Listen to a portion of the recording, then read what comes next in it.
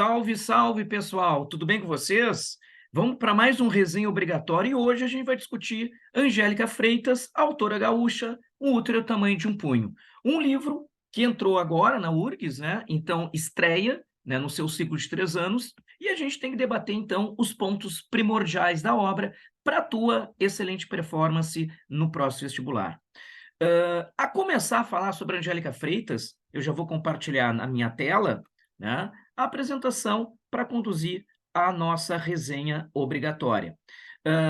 Dentre as obras, né, da URGS, dos 12 títulos, uma das principais atrações, vamos pensar dessa maneira, né, com um elemento que quase acaba se conectando dentre todas as leituras, é o processo identitário, né? As obras que falam sobre os processos, né, da nossa contemporaneidade, seja ancestralidade, marcos, né, de dar voz a quem historicamente, né, teve esse processo de uma supressão, de movimentos de busca por ter visibilidade, e a obra da Angélica Freitas, ela se enquadra perfeitamente nesse alinhamento, né? Então, deixa eu expandir a tela, já vai falar um pouquinho da autora, as linhas gerais da obra, análise de alguns poemas, de alguns versos. Então, vamos lá, gente.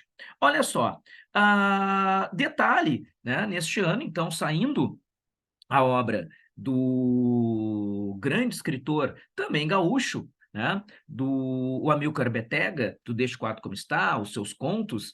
Então, permaneceremos com Angélica Freitas como única autora gaúcha, né? Então, a gente também tem que estar atento a esses mecanismos, né? A ter ingressado a Angélica Freitas, uma autora da última modernidade, uma autora jovem, né? Fez agora em 2023 50 anos, né? E a sua obra, que é uma obra também muito próxima, né, da sua edição inaugural, fez agora também 10 anos da edição. Então vamos ver algumas peculiaridades, né? Primeiro da vida, um pouquinho da obra, né? Uma autora muito reconhecida, uma boa carreira internacional como jornalista e tem um grande prestígio como poeta e também tradutor. Então há um processo também dicotômico na sua produção. Então, como eu falei ali, ó, uma autora jovem, nasceu em Pelotas em 73, formada em jornalismo pela URGS, fez sua caminhada no centro-país também como jornalista, né? Parte exatamente, né, para a Europa, né, e América Latina, fazendo a sua caminhada internacional. Ela reside hoje na Alemanha, em Berlim, né? Útero, tamanho de um punho, se estabelece, né, na literatura brasileira contemporânea com grande sucesso, né? Uma autora prestigiada. A obra ela foi finalista do Prêmio Portugal Telecom, um dos prêmios mais interessantes, né? E que dão uma bela distinção a quem não só ganha, mas é finalista, enfim, e foi finalista em 2013, né? Como tradutora também reconhecida, né, com seu prestígio, acumulando distinções também, né? Agora, quando a gente pensa na obra Um Útero do Tamanho de um Punho, a gente tem que começar a pensar que é uma obra, digamos, incômoda para muitos na sociedade brasileira hoje, a ponto que essa obra teve, inclusive, uma reação, foi em 2020, né? Isso em Santa Catarina, teve uma discussão na LESC, na Assembleia Legislativa do Estado de Santa Catarina, né? E isso motivado por uma representação de alguns deputados, né, do campo retrógrado da sociedade brasileira, né, que tentaram barrar a adoção dessa obra como uma das leituras obrigatórias para os vestibulares da Universidade Federal de Santa Catarina e também para a Universidade Federal de Fronteira Sul, né? E qual é a justificativa, né? Como geralmente é a justificativa desse conservadorismo, né? Que nós acompanhamos, né? Há alguns anos no Brasil, né? Que a obra da Angélica Freitas estava, portanto, a ferir os valores cristãos e até o deputado que encaminhou uma certa representação, né? Que questionou. porque os leitores deveriam ter mais de 18 anos e apenas aqueles que seriam motivados para saber, afinal de contas, se num útero, né, o tamanho de um útero, caberia nele, dentro, né, portanto, um punho. Vamos pensar, né, gente, tá? Uma ingrata e deturpada análise da obra, né, em que se percebe uma mentalidade muito sombria, né? Então, é uma obra que, mesmo num eixo que seja, né, da recepção da leitura, como ela acaba impactando, né? Portanto, uma perspectiva que ela historicamente no Brasil desfaz, portanto, aquele imaginário, né, que é exatamente esse, mais conservador, que trabalha com senso comum, os clichês. Então, a obra da Angélica Freitas, ela cumpriu e vem cumprindo, sim, o seu destino, né, e o seu objetivo, que é exatamente este, né, na sua temática, que fala sobre a questão das mulheres e todas as suas representações possíveis, a partir, claro, de simbologias, né, mas a questão do feminino, e com isso a luta o feminismo, né? Então, debate todo esse processo, né, de um mundo marcado pelas terríveis desigualdades de gênero, né, incluindo desde o universo das afetividades ao universo trabalho, perpassando pelas questões existenciais, né, num ciclo histórico e mítico e das expectativas em qualquer relacionamento interpessoal que possa ser promovido, né? E, obviamente, a questão da sexualização, a objetificação do corpo da mulher. E isso ela faz com muito humor, né? Então, desfazendo esses clichês, desfazendo os sensos comuns da sociedade, então ela vai atacando com muita eloquência, com muita, e não vamos deixar também, né, por menos, com muito lirismo, com muita sensibilidade, mas exatamente trazendo as questões relativas à luta, desfazendo discursos hipócritas, e as reações são essas que a gente vê, né, num processo que é externo à obra, de como a obra ela desagrada exatamente essas perspectivas que consagram este universo dos clichês, do senso comum sobre as mulheres, que não aceitam as lutas das mulheres nas suas mais diversas e múltiplas, né, realidades. Bom, então e aí que fica também uma situação que quem lê pela primeira vez a obra da Angélica Freitas tem uma sensação que, por vezes, é uma obra que ela se repete, é uma obra que é uma obra pequena, gente, tá? Em termos de números de poemas, né? Não é uma obra extensa, e é uma obra que flui a leitura, porque é uma linguagem coloquial. Lembremos que, a partir, né, das conquistas lá da turma de 1922, o primeiro modernismo, aquelas máximas do coloquialismo, a temática cotidiana, o humor, né? Isso tudo se trabalha com o processo atravessando o século XX, na nossa contemporaneidade, século XXI. Então, acrescentando-se a isso, nós temos elementos da última modernidade, como princípio, por vezes, de uma certa fragmentação, a brincadeira com a linguagem, mas tem algumas coisas que, inclusive, a Angélica Freitas, ela traz mecanismos que, desde lá, os primeiros modernistas brasileiros já experimentavam, como o pensamento, por vezes, quase pré-lógico, valorizando essa quase mentalidade infantil, né? E isso de uma forma não a consagrar o ingênuo, a consagrar um processo de uma pureza, né, cognitiva, que serve, e Angélica Freitas, para desarticular exatamente esses modelos de senso comum, uma sociedade patriarcal que é excludente, que ela acaba trabalhando com processo de misoginia e tudo mais. Tanto é que ela chega a retomar aquela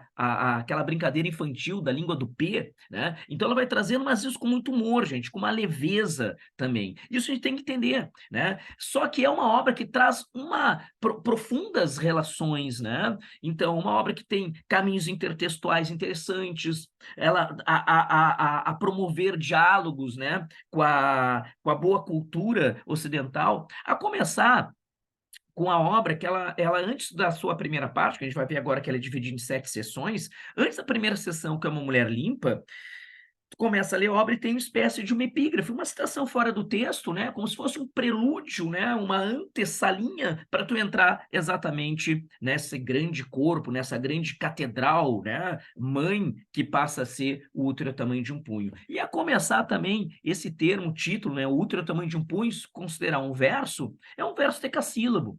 Então, que a partir de uma tradição se constrói exatamente uma reflexão para motivar um olhar crítico para desconstruir internamente a própria tradição, né? E é o que nós temos. Se tu tens um útero tamanho de um punho e um decassílabo, né, a desconstrução se dá inteiramente com uma total, né,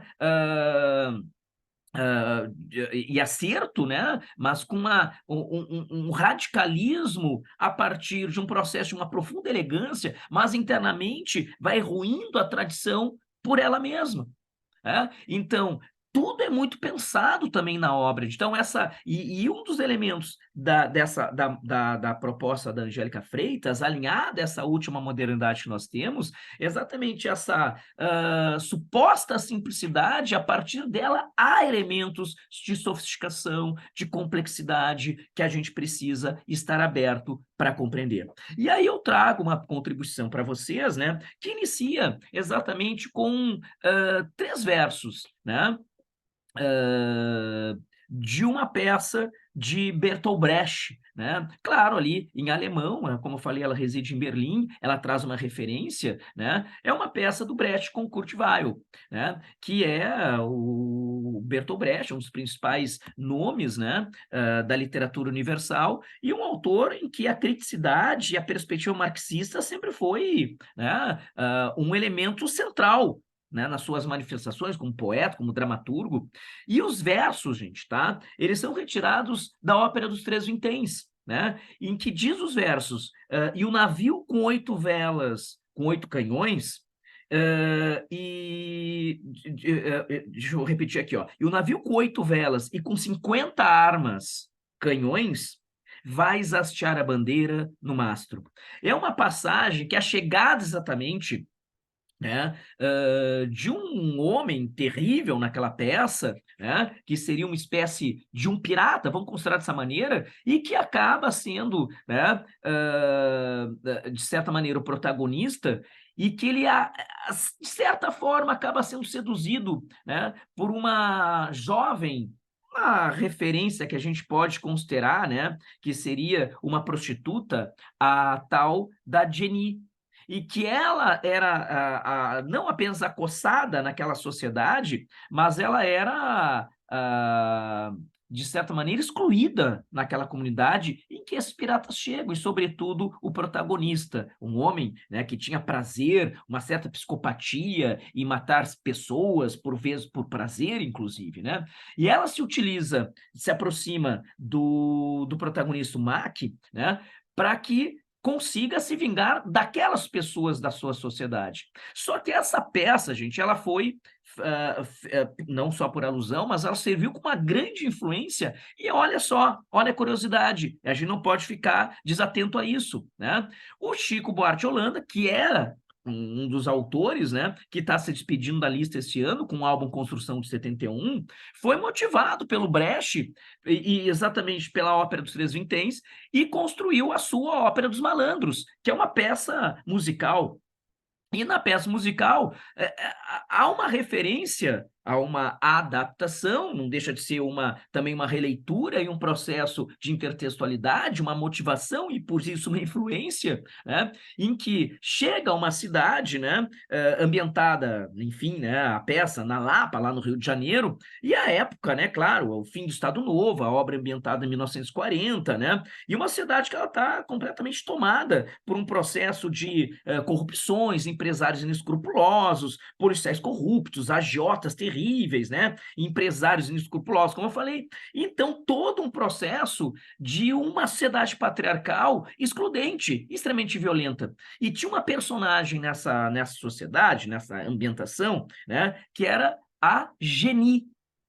Olha, Jenny, da referência ao Ópera dos Três Vinténs, que a Angélica Freitas ela traz na abertura do livro. Isso é emblemático já, gente. Ela já abre dizendo assim, olha o que essa obra está abrindo aqui para vocês, né? E na peça, tá, do Chico, o que acontece? Chega com o Mac lá, que era um pirata, né? Chega um Zeppelin e acaba atracando naquela cidade. E ele também ele quer destruir a cidade inteira, né? Apesar daquelas rivalidades e tudo mais, mas quando chega o tal do Zeppelin, como agente externo, ele desce, o capitão, né? Ele ameaça destruir a população inteira. Né? Como uma espécie de quase uma purificação externa, aquele processo de corrupções estava acontecendo e de violências, né? Desde ele vai poupar a cidade, a população, se ele conseguir, portanto, né, os favores da Geni, que é uma, na realidade, essa prostituta é uma mulher trans na peça.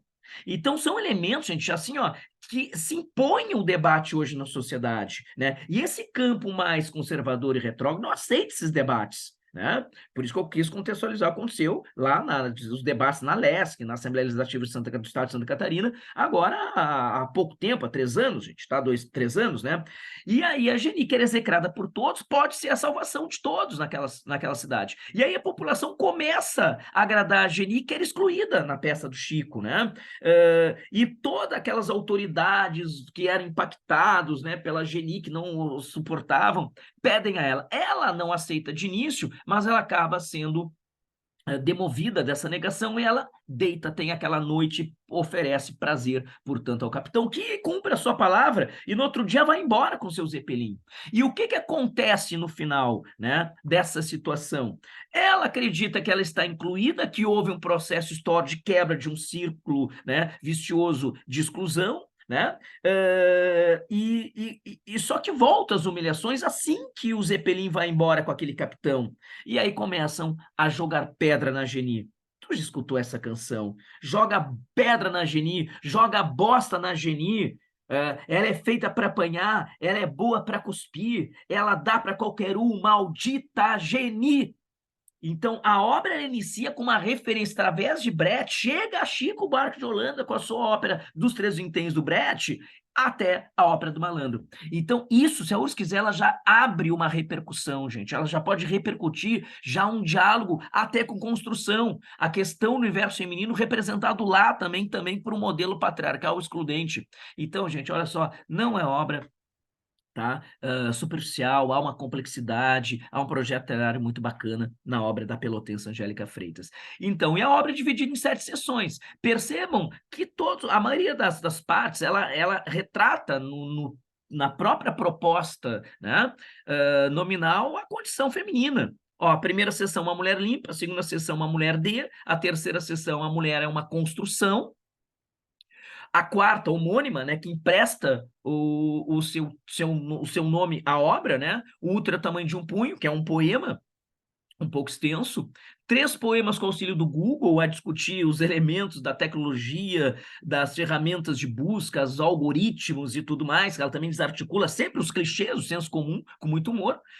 O Argentina, que faz uma relação muito bacana entre um processo gastronômico, né, entre Brasil e Argentina, partindo de uma relação também dicotômica entre homens e mulheres, né? E aí também a articulação, sempre com a condição do folclore, do imaginário popular, o livro Rosa do Coração dos Trouxas, né? Em que ela vai discutir lá no final, a partir daquela máxima, né? O amor é uma flor roxa que nasce no coração dos trouxas, né? O imaginário popular aí, quase uma cantilena, né? Em que ela traz também para o debate a condição da homoafetividade. Então, é uma obra, né, que ela é interessante, gente, tá? Por uma série de coisas, e necessária pelas questões de contemporaneidade. Então, a URGS está muito alinhada exatamente às questões de ocupar, né, discursos identitários a vislumbrar visibilidade histórica a quem, historicamente, não foi contemplado com essa visibilidade.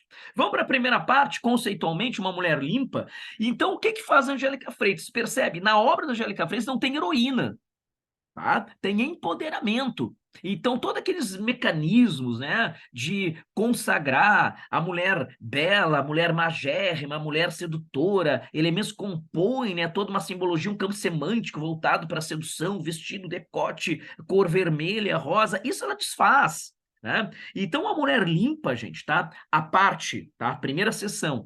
Aí, como vocês têm, ó, ela acaba sendo composta, tá? Por 14 poemas, tá? Sendo que desses poemas aí vocês vão ter, assim, ó, dois possuem títulos, que é uma canção popular, que também acaba sendo bem polêmico também em alguns pontos, depois vou até comentar aqui, né, sobre algumas passagens, né, mas estou discutindo o processo da mulher, o poema Alcachofra, tá? E dois poemas, os 14, 12 poemas, gente, eles 12, tá? Eles não têm título, sendo que 8 desses 12 iniciam com a expressão uma mulher, reafirmando exatamente, quase num processo anafórico, na repetição dessas palavras, né, num mantra que é para perpetuar o debate. Então, o tema está aí, as representações e as necessidades, né, das pautas femininas, né? E aí tem todos eles aí, né, que percebam, né, que é tudo aquilo que se consagra, que tu escuta, né, historicamente, sobre as mulheres. Uma mulher muito feia, uma mulher sóbria, uma mulher gorda, uma mulher insanamente bonita, uma mulher limpa, e assim vai indo, tá? 4 poemas trazem apenas o primeiro verso, né? Ali, ó, em relação às referências. Por que uma mulher boa? Era uma vez uma mulher. Perceba essa condição até do tom de fabulação, gente. Ela articula muito o processo da fabulação, né?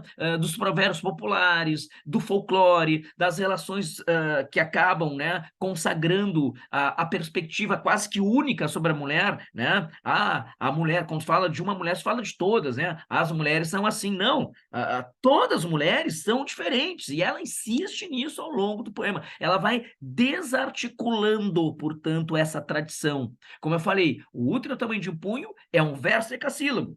Então, que é a marca, sobretudo aqui no Brasil, de tudo aquilo que se antepôs aos processos da modernidade, que se antepôs aos processos, digamos, de pensar, né, progressivamente a arte e as suas representações e a sociedade, por consequência, né? Então, simbolicamente, no decassílabo, um útero tamanho de um punho, se verificam elementos contrários das ordens que internamente tu não tens decassílabos, tu tens o verso livre, as liberdades de criação, as problematizações a partir do cotidiano. E aí eu proponho aqui um poema, você pode ver que é um poema pequeno, mas é um poema muito interessante. Ela começa assim, ó: uma mulher gorda incomoda muita gente. E aqui vocês já têm, gente, um elemento que ele é muito interessante, né? Mas por que interessante? Porque assim, gente, olha só, primeiro tem um mecanismo que eu já peço que vocês percebam, tá? Não há, tá, letras maiúsculas ao longo dos poemas, tá? O que vai trazer exatamente, simbolicamente, como a mulher, ela, não que ela seja, mas como ela foi historicamente mencionada nos processos, vamos pensar, né, civilizatórios do mundo ocidental. A mulher num processo, digamos, de não ter a sua elevação. Digamos que a história da mulher, o que a sociedade patriarcal quis, né, é não escrever a história feminina em caixa alta. Então, ela articula ironicamente, né? E lembra que ironia é tudo aquilo que tu diz não dizendo.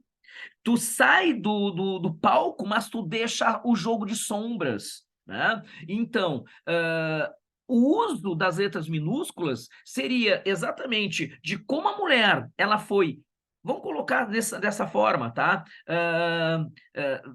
Tirada a sua força história, não que ela não tenha, tá? Mas tentando tornar a história e as próprias mulheres minúsculas. E ao oposto disso, é preciso empoderar, é preciso hiperbolizar, portanto, o papel da mulher na sociedade numa história que a luta, não só o útero, a afetividade, mas o punho à resistência pela própria mulher, ou numa outra dicotomia, o útero é o feminino, o punho é o processo masculino, nessa grande disputa, portanto, de interesses e de ocupação usurpações de espaço, a mulher precisa se empoderar e escrever a sua história em caixa alta, em letras maiúsculas. É uma relação muito interessante e mais uma estratégia sofisticada na escolha, né? E com muito sarcasmo na escolha estética da Angélica Freitas. E ela começa que uma mulher gorda incomoda muita gente, uma mulher gorda e bêbada incomoda muito mais. Então ela já traz tudo aquilo que, de fato, incomoda o quê? A mulher ser gorda? Seria um poema sobre bullying? Seria um poema sobre, né, um princípio, né, que eu falei, bullying, uma gordofobia, alguma coisa aqui? Não, ela desfaz os clichês, porque a expectativa tradicional da sociedade é a mulher magra, né, é a mulher que ela não incomoda, é a mulher, lembra aquela, né, a mulher recatada do lar, aquela coisa toda, a mãe de família tradicional, aquela coisa toda, né, a mulher de bem, essa imagem que a sociedade consagra, a sociedade, que eu estou falando, conservadora, tradicional, né, em que não aceita outras possibilidades, em que, inclusive, é contrária, mulheres que, por vezes, são contrárias, também são vítimas da sociedade patriarcal, são contrárias à própria pauta de luta das mulheres, né? Então, ela já desfaz nesse poema esse olhar comum. Né? Então ela coloca assim, ó, uma mulher gorda incomoda muita gente, uma mulher gorda e bêbada incomoda muito mais. E aqui vem também, né, aquela condição das cantilenas, das parlendas infantis. Deve lembrar aquela, né, aquela máxima e que ela substitui: um elefante incomoda muita gente, dois elefantes incomodam muito mais. Ela desfaz exatamente com humor isso, né? E de uma forma, como eu falei, uma motivação até infantil. E ela coloca no terceiro verso: gorda e bêbada, duas categorias são diferentes, dois adjetivos são diferentes, né? Porque tu pega assim, ó, a condição permanente, né, no corpo, né, uma condição que pode até ser mudado, mas é uma condição efetiva, né, e física, né, e que é a condição dessa mulher ser gorda, mas bêbada é algo mais sensorial e transitório, né? E ela coloca, e ela alinha, incomoda muito mais. Ela vai para a segunda estrofe: uma mulher gorda é uma mulher suja. Ela traz mais um aspecto, porque a sociedade que visa essa higienização histórica, essa higienização social, essa higienização ética, essa higienização de gênero, tudo aquilo que torna a sociedade mais pura, né? Então, a expectativa é a mulher magra, é a mulher limpa. Então, uma mulher gorda, e ela já estabelece, é uma mulher suja. Uma mulher suja incomoda muito mais. E o que ela faz? Ela fecha com ironia. Uma mulher limpa, rápido, uma mulher limpa. Então percebe que há um tom profundamente contestatório, mas com humor, gente, tá? E com muita sofisticação nas estratégias de como ela vai liar, trazendo esse humor para um processo social, mas que ela, por vezes, traz, né, uma espécie de uma cortina de fumaça, um, dois, três véus, que é essa condição, por vezes, até esse humor um pouco infantil. A mulher D, na segunda sessão, e aí tem aqui, ó, mulher de vermelho, mulher de valores, que segue essa manutenção do tom, né, de trabalhar e fixar muito, como um mantra, eu falei, a pauta feminina. E para ver como a Angélica Freitas ela tem essa projeção, gente, algumas edições o Enem cobrou, o Exame Nacional do Ensino Médio cobrou e colocou esse poema que coloquei para vocês, que é exatamente, né, Mulher de Vermelho. E a Mulher de Vermelho traz elementos que são interessantes, gente. Vamos dar uma olhada aqui, ó, mantendo exatamente a lógica da Angélica Freitas que eu estou falando para vocês. E lembrem, tá? Necessariamente não quer dizer que é um livro de poemas em que a Universidade Federal do Rio Grande do Sul dimensionará os versos para a tua análise. Provavelmente pode parecer apenas a seção ou uma questão um pouco mais técnica, falando a divisão da obra, né? Comentando um pouquinho da biografia da autora, coisa que a URSS também tem feito, mas se for uma questão sobre poema, apenas o título. E, mas como é que tu vai te articular? Tu tem que se articular a partir do quê? Da relação do projeto literário, dos macro temas, das estratégias, né, estilísticas operacionalizadas, escolhidas pela autora Angélica Freitas. E o poema diz o seguinte, ó: o que será que ela quer, essa mulher de vermelho? Alguma coisa ela quer. Para ter posto esse vestido, não pode ser apenas uma escolha casual. Podia ser um amarelo, verde ou talvez azul. Mas ela escolheu vermelho. Ela sabe o que ela quer e ela escolheu o vestido. E ela é uma mulher. Então, com base nesses fatos, eu já posso afirmar que conheço seu desejo. Para o Watson, elementar. O que ela quer sou euzinho. Sou euzinho o que ela quer. Só pode ser euzinho, que jamais podia ser. E que mais podia ser? Então, tu pensa, é a primeira coisa, analisando, tá? Sujeito lírico é um homem. Então, há uma construção desse poema que oferece a lógica do poema é uma, a lógica do eu lírico é outra.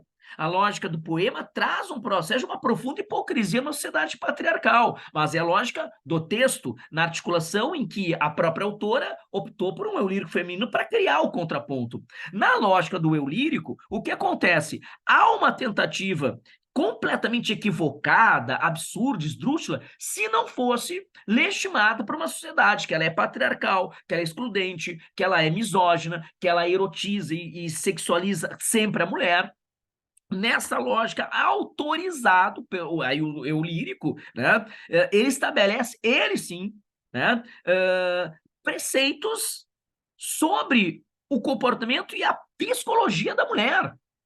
E quantas vezes isso, gente, tá? E o que que, vamos pensar assim, ó, o que que autoriza e legitima essa análise historicamente? Os inúmeros casos em que as mulheres assediadas, de uma forma, por vezes, não apenas olhares invasivos, mas situações criminosas, traumáticas, que remetem à violência sexual, a processo de estupro e, por vezes, tragicamente feminicídios, né? Em que a própria vítima é acusada de ela ter propiciado o processo ela ter seduzido, por ela ter saído com um vestido vermelho, né? Por ela estar utilizando um decote um pouco mais generoso.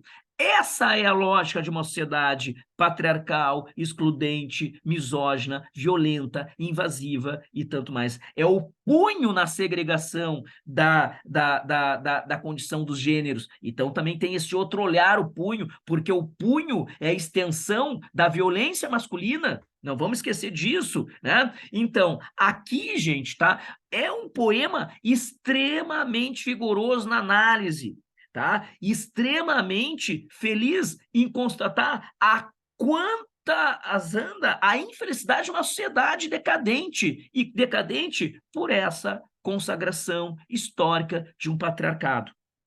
É um poema muito significativo, gente, tá? Então, esse olhar, e ela vai trabalhando com esse humor a desarticular, como eu falei para vocês, todo o senso comum e os clichês de uma sociedade. Em A Mulher é uma Construção, é muito bacana, porque é uma construção, né? Então, e aí vai tendo inúmeros casos, né, de consciências e de multiplicidade, é um universo múltiplo, né, nas diversas construções. Então, aqui, ó, composto essa seção por 7 poemas, né? A Mulher é uma Construção, Uma Serpente com a Boca Cheia de Colgate, Ítaca, Metonímia, Querida Angélica, Após Eu Durmo Comigo. Eu coloco esse poema aqui que é incrível, gente, tá? É um processo de autovalorização, né? E de, sobretudo, não autossuficiência, tá? Mas da mulher reconhecendo o seu espaço, primeiro, se aceitando enquanto ser para conquistar um espaço que seria o estar na sociedade, né? Então, e ela diz, eu durmo comigo, deitada de bruços eu durmo comigo, virada para a direita eu durmo comigo abraçada comigo. Não há noite tão longa em que não durma comigo. Como um trovador agarrado a um alaúde, eu durmo comigo. Eu durmo comigo debaixo da noite estrelada. Eu durmo comigo enquanto os outros fazem aniversário. Eu durmo comigo às vezes de óculos. E mesmo no escuro sei que estou dormindo comigo. E quem quiser dormir comigo vai ter que dormir ao meu lado. Então, percebe que ela não vai perder o espaço, se alguém quiser, ela acompanhe, porque ela tem um processo já acabado, pelo menos, né, em que permanentemente estará em construção, mas sempre bem consigo mesmo. Então, primeiro se aceita, primeiro se constrói, primeiro ser, a construção do ser, para a construção do estar, do ocupar o espaço sociedade, que é o processo. Primeiro, a pessoa ela tem que se considerar importante para buscar a importância num processo de legado social. Angélica Freitas, gente, tá? Cada vez mais importante quando a gente vai lendo a sua obra e percebe a importância de uma obra na nossa contemporaneidade, tá? E aí, o útero é o tamanho de um punho, né, gente, tá? Que é uma possibilidade muito concreta, né? Porque empresta o título, né, para a sua obra, né? O útero é o tamanho de um punho, então, é um poema, gente, tá? Como eu falei, tá? É um poema que não é pequeno, tá? São 173 versos, né? Distribuídos em várias estrofes e que tem uma variação de estrofes, né? O verso é livre, percebe que é uma linguagem que tem um processo de uma grande fluidez. Agora, isso traz uma subjetividade e um lirismo muito importante. É uma obra que ela constrói muitas alegorias, muitas metáforas, gente, tá? Com a poesia, tá? E assim, gente, a poesia não é um poeta, tá? No caso, a poeta, né? Quem produz poesia não tem nada de ingenuidade, gente. Tudo que está ali, ó, a partir da matéria, que ela é plurissignificativa, né? Uma palavra, ela ganha, dependendo do contexto, inúmeros processos de interpretação, dado o caráter conotativo, lembra? O princípio polissêmico, né? Plurissignificativo. Então, a palavra, ela tem a sua simbologia. Ela é potencializada a partir de contextos. Olha o que eu estou dizendo, contextos, não único, né? Então, ela tem o sentido, obviamente, que um poeta, qualquer autor coloca, no caso Angélica Freitas, mas será potencializado por um princípio de ressignificação. Quer dizer, aquilo que eu carrego, né? Aquilo que eu chego ao poema, o que eu já aprendi, o que eu vivi, o que eu vivenciei, as minhas expectativas, as minhas transposições, e aquilo vai potencializar alguma coisa no leitor, na leitora. Eu coloco duas possibilidades aqui, ó, útero e punho, né? Se equivalem em tamanho, né? Consequentemente, só aquela a sandice sombria, né? Por exemplo, aquele deputado lá catarinense que contestou a obra, né? A adoção da obra por instituições federais de Santa Catarina há 2, 3 anos, que associou que seria um ato, né, de um fetiche sexual, um punho se cabe dentro de um útero. Quer dizer, só numa mente sombria em quem processa essa informação. Aquela mesma máxima de quem considera que a nudez é pornográfica. A pornografia está na cabeça de quem ressignifica a nudez. Essa é a prática, gente, tá? Nascemos nus, não nascemos pornográficos. O ajuizamento de valores está na cabeça de quem faz a sua sentença, né? Naquela máxima popular, né? Quem conta um conto aumenta um ponto, né? Ou nesse caso, perde pontos, né? Então, um útero, como tá ali, não são versos, tá? Mas é aquilo que a gente percebe, órgão muscular oco do aparelho genital feminino que traz a condição do, sabe, da gestação, né? Da vida, né?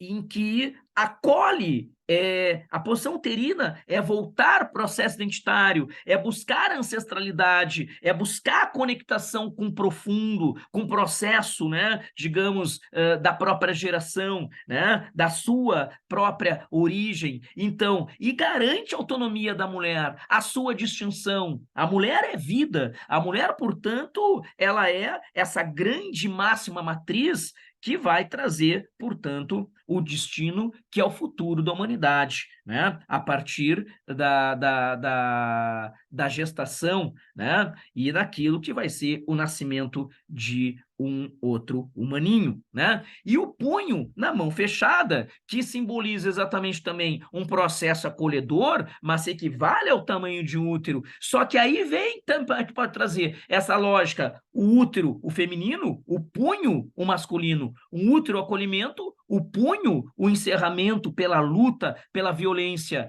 a vida do útero e a morte imposta pela violência do soco, pela violência na extensão que vai até o punho, né, de quem segura a arma branca, a empunhadura na batalha. Essa é uma análise que pode ser feita numa relação, portanto, desigualdade de gêneros. Mulheres trazem vida, homens trazem e possibilitam morte. Mulheres trazem a vida para a morte na ação masculina. E essa relação se estabelece, mas também há nisso como o punho e essa lógica de um mundo arbitrário, de um patriarcado, quer exatamente tirar a autonomia do próprio órgão muscular da mulher, do órgão, portanto, reprodutor da mulher, que impõe castração de sexualidade, né? Que impõe a condição, tirar a autonomia se a mulher quer acolher ou não o feto. Entram discussões desse poema que, obviamente, né, trazem constrangimentos e provavelmente, né, polêmicas à parcela de uma sociedade, uma parcela pequena, mas ela é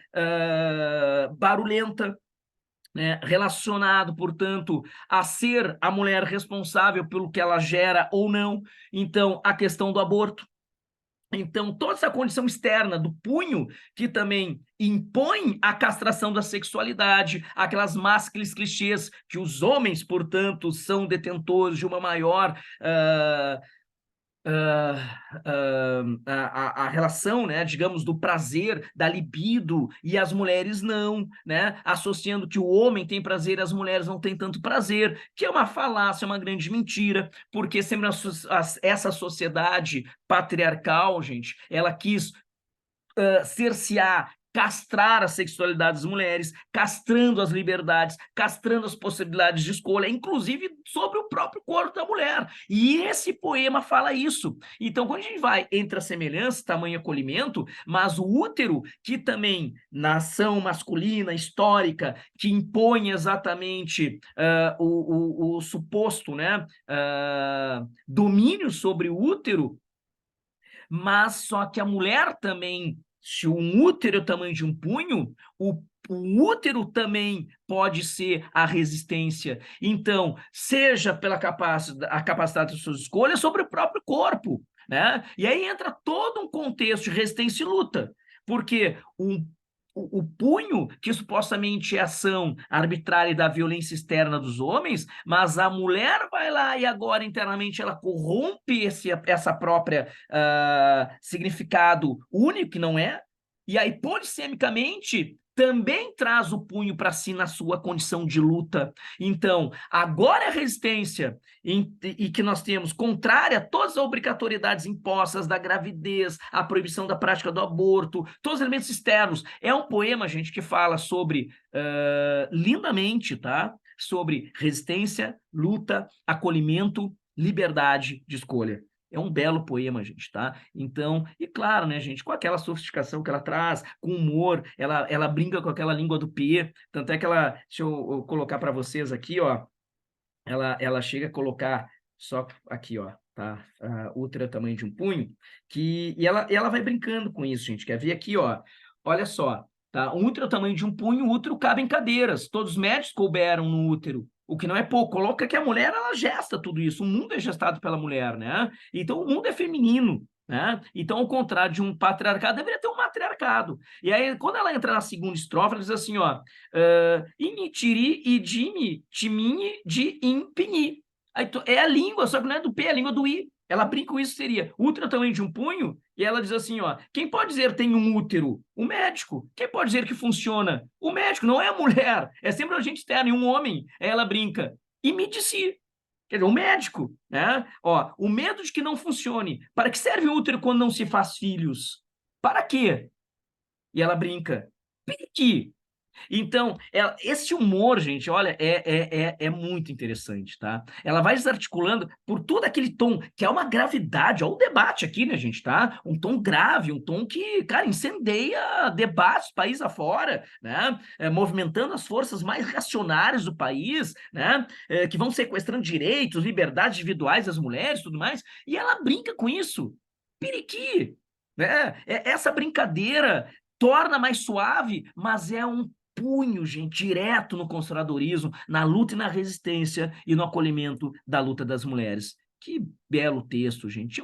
É um texto lindo quando a gente começa a analisar o contexto, aquela relação toda. 3 poemas com o auxílio do Google, aí brinca com a tecnologia, algoritmos, e desarticulando essa superficialidade, essa automatização. Cara, hoje em dia vocês devem acompanhar, tem notícias que daqui a pouco inteligência artificial está escrevendo livro.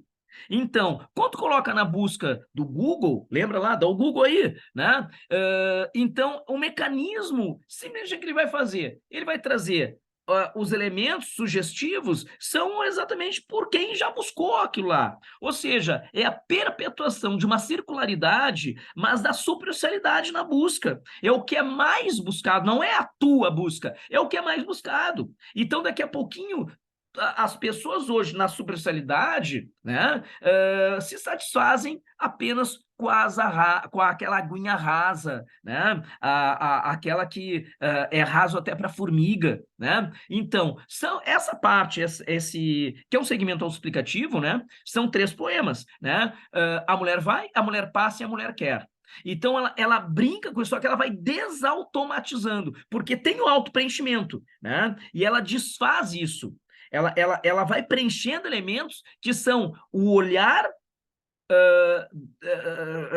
concentrando, né, tudo aquilo é o senso comum sobre uma mulher. Ela vai trazendo tudo aquilo que se automatiza numa realidade, né? A questão da sexualidade, a gravidez, família, casamento, relacionamentos. Obviamente, gente, que aí é uma ironia, né? Ela não catou no Google e foi construindo o poema. Ela vai fazendo preenchimento, mas como se fosse com o auxílio do algoritmo, né? E claro, e aí, gente, tem um elemento que até a URSS ela pode cobrar, tá? Só para ter uma relação aqui, ó, só para ler uma parte de um dos poemas aqui, antes da gente ir para a próxima sessão. Olha só, a mulher vai ao cinema, essa mulher vai. A mulher vai aprontar, a mulher vai ovular, a mulher vai sentir prazer. Percebe que todo o poema, gente, tá? Esse aqui é um poema escrito em quase um grande blocão de estrofe, um estrofão, né? Em que a repetição dos versos é a mesma estrutura sintática, é a repetição das palavras no início, né? A mulher vai, a mulher vai, a mulher vai, a mulher vai. Isso, gente, é o tal do paralelismo, porque um verso está colocado abaixo do outro, parece um belichezinho que vai repetindo, tá? Então, é a tal da reiteração, repetição de versos, de palavras, né? Estrutura sintática anáfora. É uma repetição anafórica. Então, esses 3 poemas na sessão, gente, tá? Que a gente está vendo aqui, ó, 3 poemas com o auxílio do Google, são estruturas anafóricas, como lá no segundo, a mulher pensa, a mulher pensa, a mulher pensa, a mulher... Anáforas, tá? Aí no terceiro, ó, a mulher quer, a mulher quer, a mulher quer, a mulher quer, a mulher quer mexer no seu e-mail, a mulher quer ter estabilidade, a mulher quer Nextel, a mulher quer ter um cartão de crédito, a mulher quer... Tudo aquilo que se estabelece como senso comum, ela modifica, desautomatiza, mas consagra o clichê, desconstruindo a automatização internamente. Como falei, ó, no verso decassílabo, que é a tradição, um útero tamanho de um punho, desconstrói inteiramente o livro, dentro do decassílabo, a própria tradição. É uma sacada muito bacana da Angélica Freitas. No poema argentino, aqui estabelece, né? Segue a denúncia sobre o senso comum. Só que é um poema também longo, dividido por, assim, por partes em romanos, né? Parte 1, parte 2 e tudo mais, em romanos. E ela, a partir de ela estabelece uma relação, né, entre argentinos e brasileiros, hábitos alimentares. Só que estabelece assim, ó, o mundo doméstico e o mundo externo. As ações internas da casa são feitas pelas mulheres, as ações externas são feitas pelos homens. E há uma relação também intertextual muito bacana, né, que é aquele livro do estadunidense, o John Gray, né, que fala que os homens são de Marte, as mulheres são de Vênus, que teve aí uma adaptação aqui no Brasil, uma montagem para o teatro, que fez aí, correu o Brasil, né, tendo grande sucesso, né? Então ela chega a colocar assim, os churrascos são de Marte, as saladas são de Vênus, estabelece uma busca por igualdade de gênero, gente, tá? Estabelecendo também a partir apenas do universo gastronômico, né? E ela brinda, né, no caso, nós leitores e leitoras, com 2 poemas em língua espanhola nessa sessão, que são os poemas 7 e o poema de número 10. E aí o fechamento, né, gente, com o livro Rosa do Coração dos Trouxas, brincando, né, também, as brincadeiras sempre muito sérias da Angélica Freitas, né, com aquela máxima que a gente tem como senso comum, que o que é o amor? O amor é uma flor roxa que nasce no coração dos trouxas. E o que ela traz aqui? Ela traz o universo da homoafetividade, né? A partir de todas as relações, gente, tá? Comuns, a partir daquilo que não é aceito, mas é o mesmo movimento, aproximação, sedução, convivência, pode ter a dissolução amorosa. E o que ela faz? Aqui ela estabelece a diversidade feminina. Quer dizer, não vem com esse papo que todas as mulheres são iguais, não. todas são diferentes, como na outra sessão, mulher em construção, né? E aí termina com um convite de casamento da família da Angélica Freitas para a comunidade pelotense, né? O enlace de duas mulheres, o enlace de dois úteros, o enlace de dois punhos na luta pela ocupação social, na luta para dar visibilidade exatamente também à condição da homoafetividade, né? Então, e termina, ó, o enlace suas filhas, Angélica, como se fosse a família, né? Comunicando e convidando a sociedade pelotense. E com uma ironia final aqui, tá? E eu não vou dizer, né? Não menos cética também, né? O enlace de suas filhas, Angélica, na Catedral São Francisco de Paula, às 17 horas, do dia 38, 39, Brasil, 40, Europa. Ou seja, são datas inviáveis, impossíveis, né? Então, a confirmação do enfrentamento, a confirmação da visibilidade, do enlaçamento de mulheres, dos úteros, dos punhos, da visibilidade, né? Mas há a consequente impossibilidade, né? Por um contexto social de participação, dada exatamente as datas que são inviáveis. 38 no calendário não existe, nem ano bissexto, trissexto que seja, tampouco 40 na Europa, não há correspondência. E o que eu chamo a atenção aqui, gente, para vocês? Olha só, que a gente tem que observar. Como eu já falei ao longo aqui, tá, da apresentação, tá, a condição das letras minúsculas, né, que é a forma de denúncia, que tematiza supostamente não que as mulheres tenham, mas historicamente uma condição menor, né, que foi projetada por essa sociedade das mulheres, e se busca as maiúsculas, a representatividade, a expectativa, de uma forma geral. Né? Ela desfaz senso comum, beleza, comportamento, pensamento e tudo mais, com humor, né? Que eu falei para vocês, a ironia, a língua do P, que ela brinca, a língua do I, ela vai infantilizando de uma forma muito consciente, né? E vai desfazendo toda expectativa estética, como eu também já falei lá no início da apresentação, né? Não há heroína, e sim empoderamento na obra de Angélica Freitas, né? Então, o que nós temos aqui, gente, olha, é uma grande obra de uma grande escritora, né? Em que e eu digo mais, tá? Corajosa escritora por trazer liricamente uma obra tão necessária e tão atual, tá? Ficamos aqui com a nossa resenha obrigatória e analisamos a obra de Angélica Freitas. Nos vemos na sequência, tá? Espero ter contribuído. Nos vemos, então, em mais uma resenha sobre as leituras da URGS. Tchau! Valeu!